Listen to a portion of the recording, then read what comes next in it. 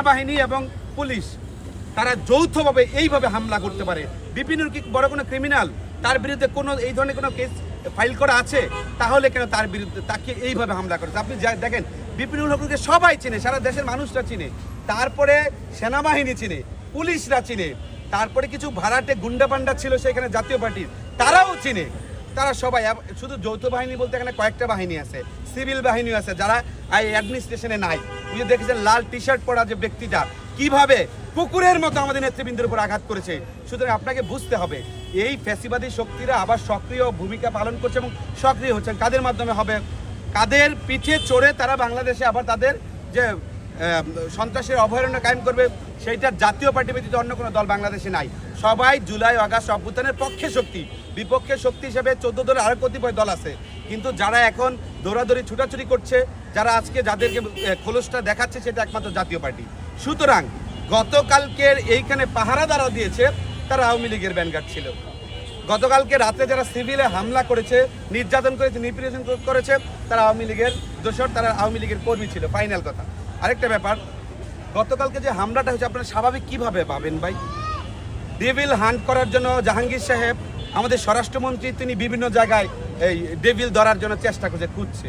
Devil তো কোনো ধরতেই পারলো না। স্বাভাবিক বস্তিতে ইসলামের থেকে মানুষ ধরে দেখছে they are the devil of our country, তারা আমাদের দেশের শয়তান। অথচ যারা শয়তান, যারা আওয়ামী লীগের দোষর, আওয়ামী লীগের শক্তি ছিল, তাদেরকে ধরতেও পারে নাই, ছুঁইতেও পারে নাই। স্পষ্টভাবে বিষয়গুলো আপনারা দেখেছেন।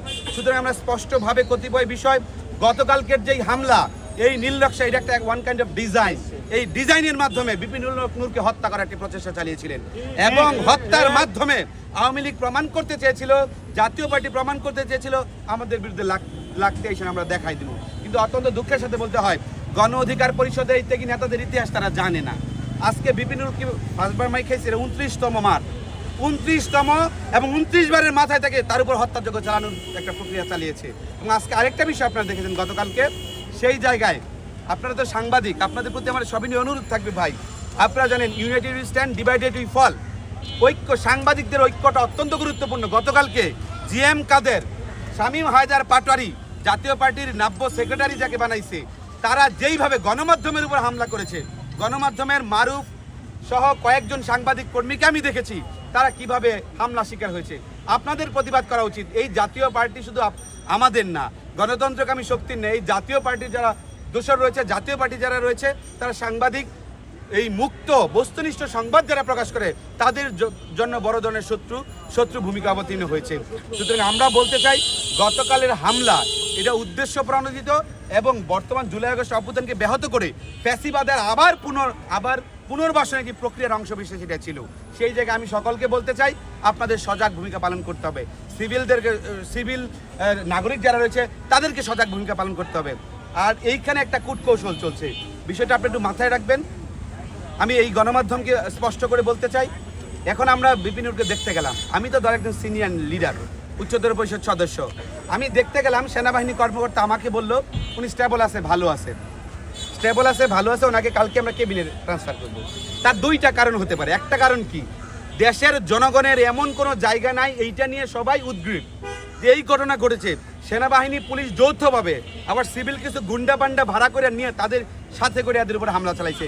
দেশবাসী সকলে জানে এটা নিয়ে চিন্তিত আইনশৃঙ্খলা বাহিনীর ভূমিকা নিয়ে। সেই জায়গায় সেনাবাহিনী একটা প্রেশারের মধ্যে রয়েছে। ওয়াকারুজ্জামানরা তাদেরকে সেফ দেখানোর জন্য যে নুরুল হক নূর সুস্থ, আপনারা চিন্তা করেন না, সে ভালো হয়ে গেছে, সেই জন্য আমরা শঙ্কা করছি তাকে দেখবেন কালকের মধ্যে, আজকে রাতের মধ্যে হয়তো কেবিনে তাকে ট্রান্সফার করতে পারে। তার মূল কারণটা কি, কেবিনে ট্রান্সফার করে দেখে বিপিনুর তো সুস্থ, আপনার দুদিন তার সাথে মাইর খায় নাই। যেই বিপিনুরের মাথায় আঘাত করেছে এখনো রক্তক্ষরণ হচ্ছে, তার চাপার চোয়াল ভেঙে গেছে, তার চোখের নিচে বড় ধরনের আঘাত হয়েছে এবং সেলগুলো বর্তমান বাজে অবস্থার মধ্যে রয়েছে, সেলগুলো কাজ করছে না। সেই জায়গায় এত সিভিয়ার কেস, আপনারা দেখেছেন বিএনপি স্বাস্থ্য বিষয়ক সম্পাদক তিনি বক্তব্য দিয়েছেন, তার সোডিয়ামের পরিমাণ 21%, সুতরাং তার অবস্থা সিভিয়ার। সেই জায়গায় সেনাবাহিনী বলতেছে সে সুস্থ, ভালো, সমস্যা নাই, তাকে কিছুক্ষণ পর ট্রান্সফার করা হবে। এইটা একটা নীল নকশার অংশ বিশেষ। দেশের মানুষের আইওয়াস করতে চাচ্ছে যে নুরুল হক কিছু না, বেশি মাইর খায় নাই, সুস্থ হয়েছে, গণ অধিকার পরিষদের কর্মীরা সুস্থ হয়ে গেছে।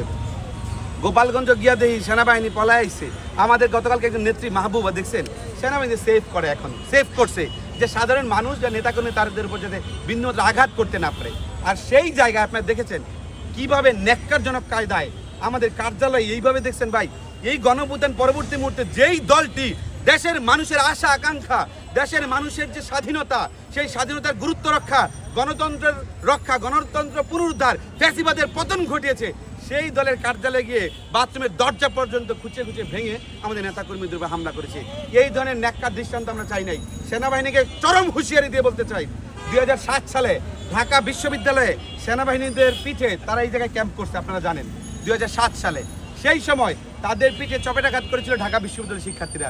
সুতরাং সেনাবাহিনী বলে বেশি লম্পজম্প করেন না।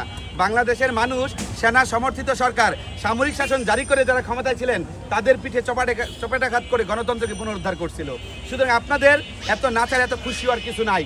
বাংলাদেশের জনগণ, এই ঢাকা বিশ্ববিদ্যালয়ের শিক্ষার্থী সহ প্রত্যেক তরুণ শক্তি যারা রয়েছে তারা জানে এই সেনাবাহিনী, সেনা সমর্থিত সরকারকে কিভাবে তাদেরকে হটাতে হয়, তাদেরকে কিভাবে দূরীভূত করতে হয়।